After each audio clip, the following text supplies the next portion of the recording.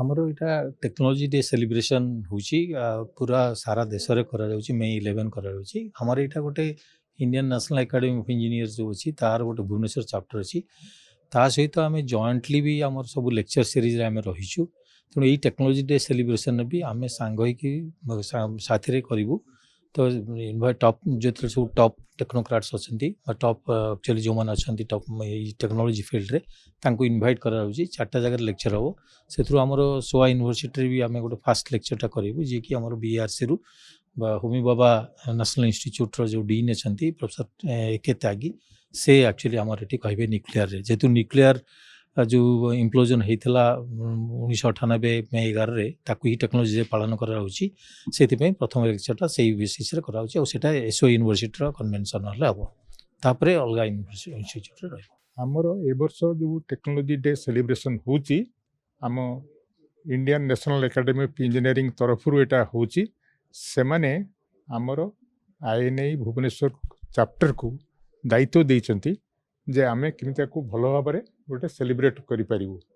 ସେଥିପାଇଁ ଆମେ 11 ମେରେ କରିପାରୁନୁ, କିନ୍ତୁ ଏଇଟା 17 ମେରୁ 23 ମେ ଭିତରେ ଆମେ ସେଲିବ୍ରେସନ୍ କରିବୁ। ଆଉ ସେଥିରେ ଆମର କେତେ ସବୁ ମାନେ ଭଲ ଭଲ ଇନଷ୍ଟିଚ୍ୟୁଟ୍ ଯେଉଁଗୁଡ଼ା ଅଛନ୍ତି, ପ୍ରମୁଖ ଇନଷ୍ଟିଚ୍ୟୁଟ୍ ଲାଇକ୍ ସୋଆ ୟୁନିଭର୍ସିଟି ଅଛି, ଆଇଆଇଟି ଭୁବନେଶ୍ୱର ଅଛି, ନାଇଜର ଭୁବନେଶ୍ୱର ଅଛି, ଏଇ ଯେଉଁ institute of mineral materials technology Bhubaneswar ଯେଉଁଟା ଗୁରା ଆର୍ଆର୍ଏଲ୍ ଥିଲା, ସେମାନେ ଅଛନ୍ତି। ଆଉ ଇଏ ଅଛନ୍ତି ଆମର ଆଇସିଟି ଆଇଓସି କ୍ୟାମ୍ପସ୍ ଅଛନ୍ତି, ଆଉ ଆମର ପ୍ରଫେସନାଲ ବଡି IEEE ଟ୍ରାଞ୍ଜାକ୍ସନ୍ ଅଛନ୍ତି। ସମସ୍ତେ ଏଥିରେ ଯୋଗ ଦେଉଛନ୍ତି। ଦେଇକି ଏଇ ଯେଉଁ 4ଟା ଲେକ୍ଚର ହେବ, ପ୍ରଥମ ଲେକ୍ଚରଟି ଦେବେ ସିଏ ହେଉଛନ୍ତି ଭାବା ଆଟମିକ୍ ରିସର୍ଚ୍ଚ ସେଣ୍ଟରର ଜଣେ ଡିନ୍, ଆଉ ଗୋଟେ ହୋମି ବାବା ନ୍ୟାସନାଲ୍ ଇନଷ୍ଟିଚ୍ୟୁଟ୍ ଅଛି ତାର ସିଏ ମଧ୍ୟ ଡିନ୍ ଅଛନ୍ତି। ସିଏ ଜଣେ ଟପ୍ ଟେକ୍ନୋଲୋଜିଷ୍ଟ।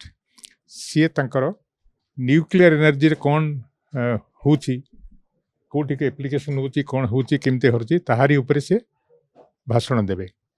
ଏଇଟା ହେଉଛି 17 ତାରିଖର କଥା। 19 ତାରିଖରେ ଯିଏ ଭାଷଣ ଦେବେ ସେ ହେଉଛନ୍ତି ଡକ୍ଟର କୋଟା ହରିନାରାୟଣ। ସିଏ ହେଉଛନ୍ତି ଆଉ ଜଣେ ବହୁତ ଟପ୍ ଟେକ୍ନୋଲୋଜିଷ୍ଟ।